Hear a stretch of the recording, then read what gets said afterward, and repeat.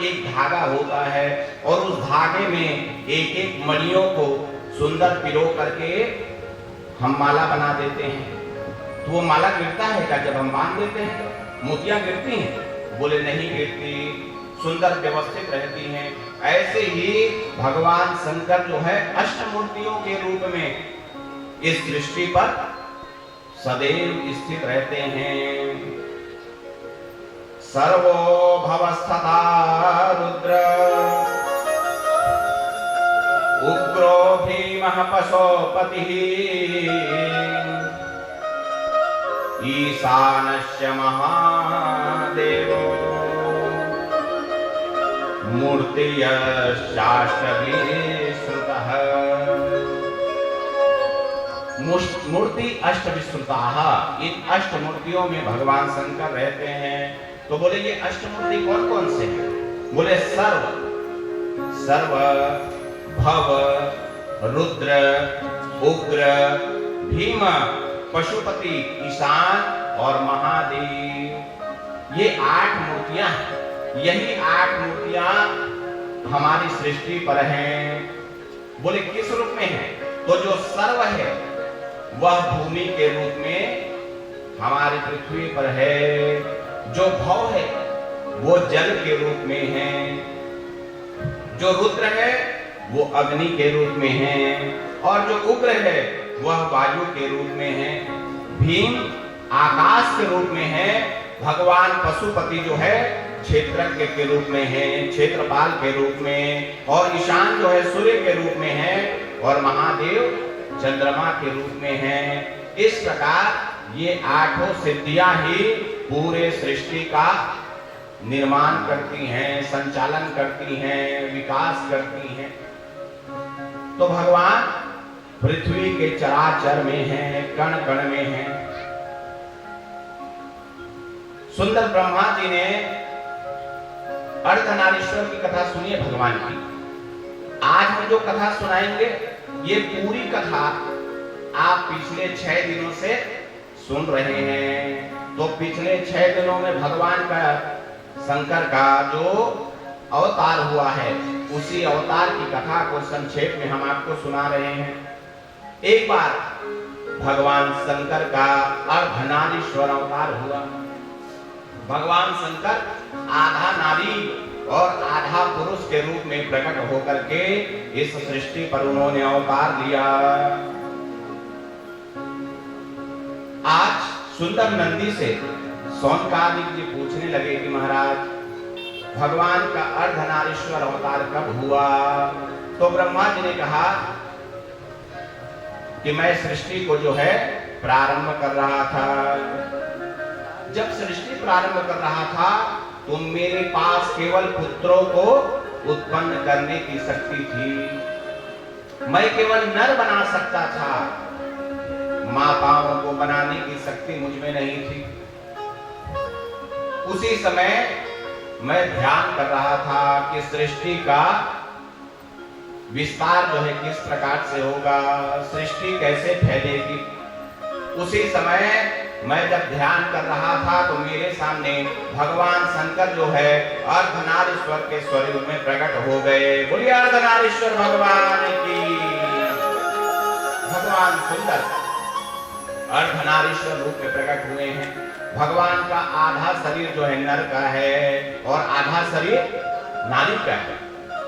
ब्रह्मा जी के समक्ष प्रकट होकर के अर्धनारीश्वर भगवान कहने लगे कि ब्रह्मा जी कहिए कैसे ध्यान कर रहे थे?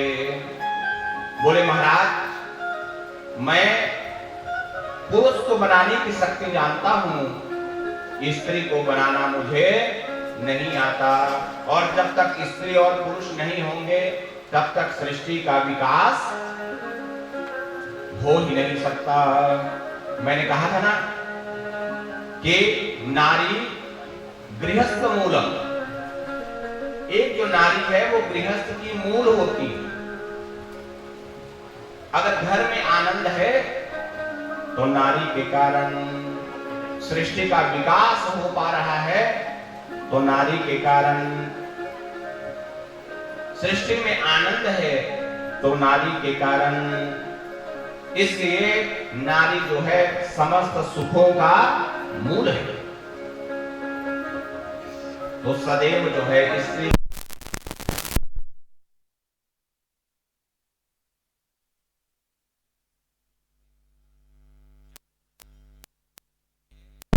नारियों को सम्मान मिलता है, साक्षात देवता उस घर में विराजमान रहते हैं। बोलिए हर हर महादेव, हर हर महादेव।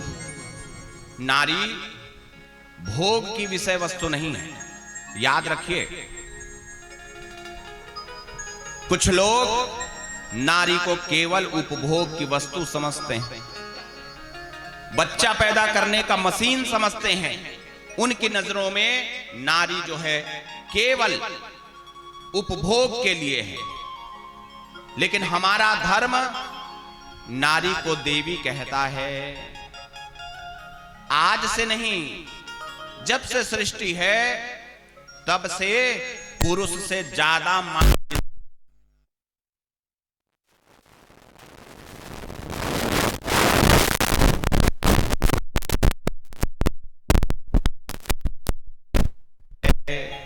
श्रेष्ठ होती है नारी। लेकिन हमारी कुछ बेटियां इतनी पतित होने लगी हैं कि उन्हें अच्छे और बुरे का ज्ञान नहीं रह गया है।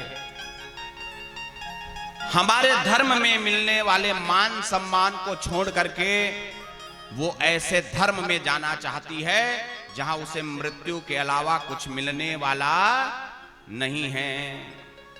कष्ट ही कष्ट है।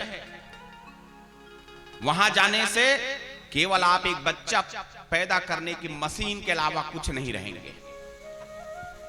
ना कोई रिश्ता, ना कोई नाता, कोई सम्मान नहीं है। हमारे शास्त्र, मैंने ब्रह्मा जी की कथा में आपको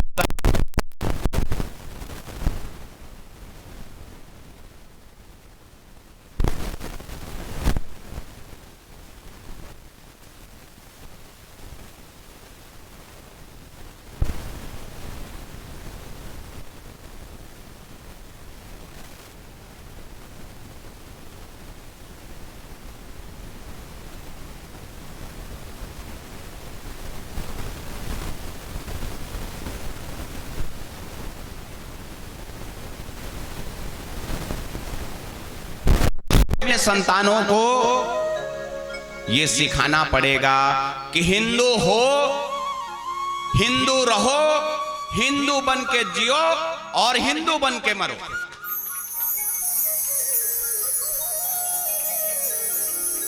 हिंदू बन के मरोगे तो मोक्ष के लिए, भगवान को पाने के लिए आपके पास साधन होगा, आपके पास तरीके होंगे, आपके पास अवसर होगा। लेकिन दूसरे धर्म में जाओगे तो केवल नरक मिलेगा। नरक के अलावा आप कहीं नहीं जा सकते, गारंटी दे रहा हूं मैं। धर्म में रहना सीखिए। कैसी भी परिस्थिति हो, धर्म को छोड़ने का विचार नहीं करना चाहिए। आज भगवान शंकर जो है अर्धनारीश्वर के रूप में प्रकट हुए। ब्रह्मा जी के निवेदन पर भगवान शंकर ने अपने आधा शरीर से उमा को अलग कर दिया। जैसे ही उमा अलग हुई, साक्षात अंबिका जो है प्रकट हो गई। बोलिए अंबिका मैया की। साक्षात उमा प्रकट हुई। प्रकट होकर के ब्रह्मा जी से कहा, ब्रह्मा जी जाइए, मैं आशीर्वाद देती हूं कि आज से नारी को भी आप सृष्टि में लाने की शक्ति से योग्य हो जाएंगे, आशीर्वाद है। उसी के बाद ब्रह्मा जी ने अपने एक भुजा से मनु और एक भुजा से शतरूपा का प्रागट्य किया और उसी समय से सृष्टि हमारी आगे बढ़ी। बोलिए अर्धनारीश्वर भगवान की जय। 28 कल्प हुए और 28 कल्पों में भगवान शंकर का अवतार हुआ। और जब जब भगवान शंकर अवतार लेते हैं, उसी समय उसी के साथ साथ व्यास जी भी अवतार लेते हैं। आज की कथा ज्ञान की कथा है, मैं बार बार आपसे कह रहा हूं, इसमें आपको ध्यान लगा करके सुनना पड़ेगा, क्योंकि थोड़ी कठिन है कथा। बाकी कथाओं को तो आपने सुना होगा, लेकिन मैं जो कथा सुना रहा हूं उसको आप कभी कभार ही सुने होंगे। तो कथा सुनने आए हैं, शिव महापुराण में जो भगवान शंकर के अवतार की कथा है वही मैं आपको सुना रहा हूं। सुनिए, 28 कल्प हुए, 28 कल्पों में भगवान व्यास जी का भी अवतार हुआ और भगवान शंकर का भी अवतार हुआ। कौन कौन से कल्प में कौन कौन से व्यास हुए और भगवान शंकर ने किस किस नाम से अवतार लिया, मैं आपको सुना रहा हूं, ध्यान लगा करके सुनिए। प्रथम कल्प में स्वयं प्रभु बने व्यास जी।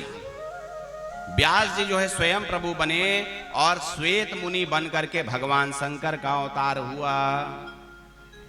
दूसरे कल्प में व्यास जी जो है सत्य प्रजापति बने और भगवान शंकर जो है सुतार देव के नाम से सृष्टि पर प्रकट हुए। तीसरे कल्प में व्यास जी का भार्गव अवतार हुआ और भगवान शंकर जो है दमन देव के रूप में इस सृष्टि पर आए। चौथे कल्प में व्यास जी अंगिरा बन करके आए और भगवान शंकर जो है सुहोत्र देव बन करके आए। षष्ठम कल्प में मृत्यु, व्यास जी का मृत्यु नाम का अवतार हुआ और भगवान शंकर जो है लोकाक्षी देव बन करके प्रकट हुए।